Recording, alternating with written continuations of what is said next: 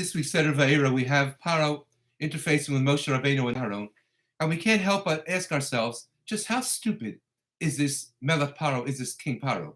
At the end of the day, we have the introduction of the first 7 makos, beginning with blood, with dam, continuing all the way through Barad, and no matter what is occurring, and no matter what is happening to his people, no matter how much they are being stricken, Paro, at the end of the day, even though he has moments of Erhure Tshuva, moments where he is about to give in, permitting Klal Yisrael to go into the desert to worship Hashem Yisparach for 3 days, at the end of the day, he never is able to muster the courage to say, okay, you can go.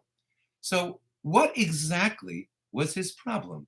After all, asked the Mamar Mordechai, Paro, we know, according to the Medrash, is the only one spared during the Mapala of Kriyas Yamsuf. All the other Egyptians were destroyed, and Paro went on to ultimately become the king of Nineveh. Why was he so obtuse that he was so unwilling to recognize what had occurred and to grant permission to Klal Yisrael to do the bidding of Hashem Yisparach? And the answer is the Mama Mordechai. He says it wasn't simply Paro. If we look at history, we look at the story of Bilam HaRasha.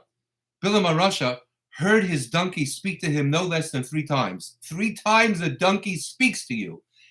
And he doesn't get it? That HaKadosh Baruch Hu doesn't want him going to curse Klal Yisrael? Chio heard the words of Yehoshua that anyone who would rebuild the city of Yericho would ultimately sacrifice all of his children. And even though Chio knew the message of Yehoshua, nonetheless, he proceeded to rebuild it, and indeed lost all of his sons, from his Bechar, from his eldest son, all the way down to his youngest son. What was it? Suggests the Mama Mordechai, the Pasuk tells us that after Moshe Rabbeinu, through Aharon, had performed the Makkah of Dam, and all the fish had died in the Nile River, and all the water turned into blood, undrinkable by the Egyptian population, the Pasuk tells us, Vayifen Paro vayovo al beso. Paro turned, he went home, shas libo gamazos, and he didn't pay attention to this as well. He didn't pay attention to the previous oaths that Moshe Rabbeinu had performed in casting down a stick and having it turn into a snake. And he wasn't willing to listen to HaKadosh Baruch Hu at this point, nor going further all the way up until Makas Bechoros. Why? Says Mordechai, because if we look at the wording, the Pasuk doesn't tell us Vayifen Paro, that Paro turned away, shas libo gamazos, and he didn't hearken to this as well. It says Vayifen Paro vayava al beso. Paro turned away and he went home. Shas libo gamazos, and he didn't heed this lesson as well. Suggests to Mama Mordechai, why are we being told that he went home? Says to Mama Mordechai, because he went home, he knocked off his shoes, he sat down in his armchair, and after 5 o'clock or 5:30 or 7 o'clock or 7:30, he called it a day. And he said, in response to his wife's question, no doubt, honey, how was your day? Paro responded, just another day at the office. Just another day at the office.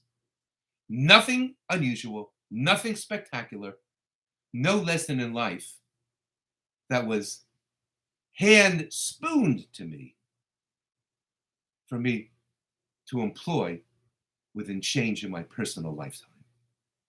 Says the Mama Mordechai, at times in life, we have so many things that occur to us, perhaps even on a daily basis, but we fail to note them. We fail to open our eyes and see exactly what occurred. I remember that my late Shver, the Rosh Yeshiva, Rav Yaakov Weinberg, Zechat Tzaddik Levracha, why he used to be interested in anything and everything. He used to be interested in how a fly was able to soar above the ground. And he would read.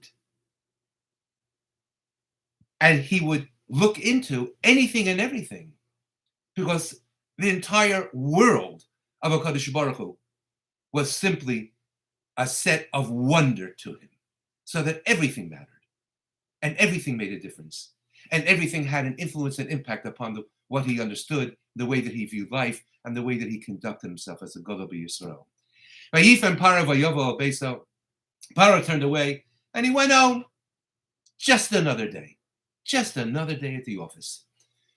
Said the Chafetz Chaim to a group of Talmidim in front of him. He turned to them and he said, we all know that the man tasted like anything that the person eating the man wished it to resemble.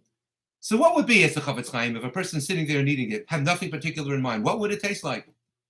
And everybody sitting in front of the Chafetz Chaim, they sat there dumbfounded. We don't know.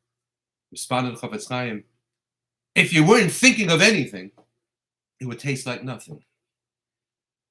Machshava is required in order for life to have meaning. And if that's the case, then even, God willing, when Mashiach will come, Mashiach will be standing in front of you, said the Chafetz Chaim, and you won't even you won't even grasp the magnitude of the moment, who he is and what he's there for. Vayifan Paro vayovel labeso. He went home. He knocked off. The day ended. Didn't matter what occurred during the day. Tomorrow morning he would begin fresh, go through the day, and return home once again, uninfluenced, uncharted, undirected, unchanged. All of us have to pay attention what happens to us during the course of a day. All of us have to pay attention to the messages that HaKadosh Baruch Hu is granting us. Have a wonderful Shabbos.